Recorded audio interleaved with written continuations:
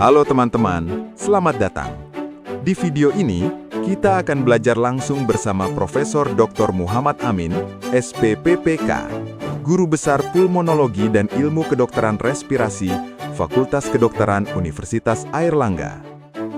Beliau sudah puluhan tahun berkecimpung di dunia faal paru, spirometri, asma dan PPOK, baik dalam praktik klinis, pendidikan maupun riset, termasuk pengalaman internasional.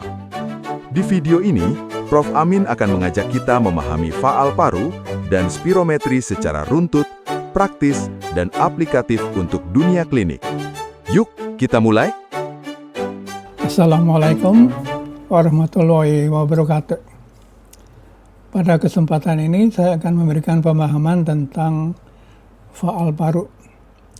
Faal paru ini adalah terminologi yang masih umum, tapi nanti tidak semua akan dibicarakan di sini. Mungkin hanya beberapa saja yang akan kita bicarakan. Jadi kalau kita lihat statement seperti ini, kalau seorang dokter ingin mengetahui bagaimana hasil terapi atau progresivitas penyakit darah tinggi, maka mau tidak mau dia harus memeriksa dengan sphygmomanometer atau dengan tensimeter. Atau seorang penyakit dalam yang ingin mengetahui bagaimana kondisi seseorang atau bagaimana hasil terapi seseorang, maka tentu harus memeriksa kadar gula darahnya. Nah, bagaimana dengan seorang asma? Asma satu pemeriksaan yang fungsional yang kita bisa tahu adalah dengan pemeriksaan faal paru. Tidak ada yang bisa memberikan satu pemahaman yang lain kecuali faal paru.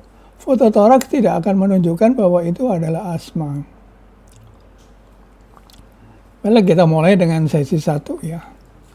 Kita akan bicara tentang singkatan. Ini nanti akan Bapak Ibu bisa lihat pada slide-slide singkatan, karena saya tidak akan membicarakan secara detail. Tapi ini singkatan yang kemudian nanti akan diperlukan pada saat saya akan membahas tentang beberapa topik.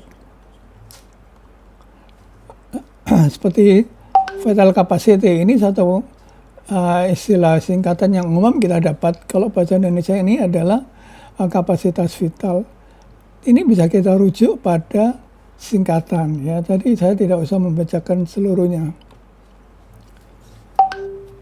Ya, yang khusus untuk spirometri kita kenal adalah pertama adalah vital capacity ya. Vital capacity atau ekspirasi atau inspirasi atau dengan flow. Nanti kita bisa bahas bersama-sama tentang apa itu flow, apa itu vital capacity, dan apa itu inspirasi dan ekspirasi, baik dengan force maupun dengan slow vital capacity. Nah, secara umum, pulmonary fungsi paru itu kita sering sebut sebagai faal paru ya. Memang bahasa Inggrisnya pulmonary function, tapi kita sering menyebut sebagai faal paru, jarang kita sebut sebagai fungsi paru. Ada beberapa yang kita melakukan pemeriksaan fungsi paru, yaitu spirometri, diffusing capacity, yaitu kapasitas difusi, atau volume paru kita itu seperti apa, atau mungkin resistance. Jadi saluran napas itu kan punya tahanan, bagaimana besarnya tahanan. Kemudian ventilasi dan ventilation control test. Yang saya beri tanda asterisk itu adalah nanti tidak akan kita periksa, tapi saya bicarakan di sini karena pemahaman tentang faal paru itu sangat luas. Jadi pemeriksaan gas darah itu mungkin tidak akan saya bicarakan di sini. Exercise cardiopulmonary mungkin tidak akan saya bicarakan. Kemudian provokasi tes itu cukup banyak sehingga tidak akan bicara di sini. Jadi kalau kita nanti akan bicara tentang faal paru, maka mungkin kita akan bicara tentang bagaimana faal saluran napas, bagaimana volume dan ventilasi paru, dan bagaimana kapasitas difusi.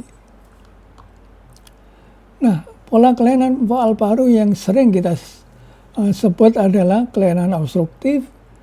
Ini biasanya menyangkut pada saluran napas. Kemudian kelainan restriktif, biasanya menyangkut pada parenkim. Apa persiapan sebelum tes?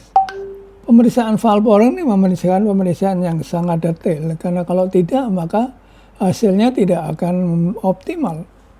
Jadi pemeriksaan ini tergantung kepada nanti teknisi, karena teknisi itu juga harus dilatih untuk bagaimana menyiapkan pasien, bahkan mendemonstrasikan bagaimana pemeriksaan yang akan dilakukan. Jadi misalnya persiapan ini ya, kalau seorang pasien asma, maka dia harus menghentikan dulu obat-obatannya. Kalau pasien PPOK dengan merokok, maka dia tidak boleh merokok dulu.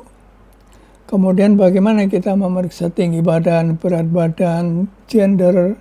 Nah, kemudian seorang teknisi harus punya protokol instruksi tentang pemeriksaan pada pasien.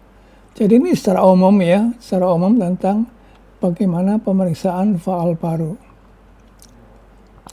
Nah, kategori dari pemeriksaan faal paru itu apa saja? Kita kategorikan, ini menurut Mottram, kita kategorikan pemeriksaan faal paru itu sebagai berikut, yaitu fungsi saluran napas. Kalau fungsi saluran napas itu kita bisa diketahui dengan, kalau ada istilah SVC, itu adalah simple spirometry. Jadi simple itu kita pemeriksaan tidak pakai force, pelan-pelan gitu ya. Kemudian ini akan diperiksa tentang kapasitas vital, kemudian ERV, kemudian inspiratory capacity. Kemudian yang kedua adalah dengan force. Nah ini yang perlu teknisi mengetahui dengan jelas ya. Karena pasien harus benar-benar melakukan dengan kekuatan. Kalau pasien tidak melakukan dengan kekuatan, maka hasilnya tidak akan baik. Apa saja yang diperiksa dengan force ini? Yaitu force vital capacity, kemudian force expiratory volume in 1 second, kemudian flow, kemudian bagaimana pre dan post bronchodilator. Kalau untuk PPOK memang harus 2 kali ya, tidak boleh sekali. Harus pre bronchodilatornya seperti apa, kemudian diberi bronchodilator, lalu diperiksa lagi. Jadi ini adalah satu pemeriksaan fungsi saluran napas. Kemudian ada kurva flow. Jadi nanti kita akan melihat kurva flow. Flow ini juga nanti akan dilihat bagaimana pre dan post bronchodilator. Kemudian ada lagi pemeriksaan MVV, maximal breathing capacity. Jadi maximal voluntary ventilation ya. Kemudian maximal expiratory pressure ini biasanya kita tidak mengukur.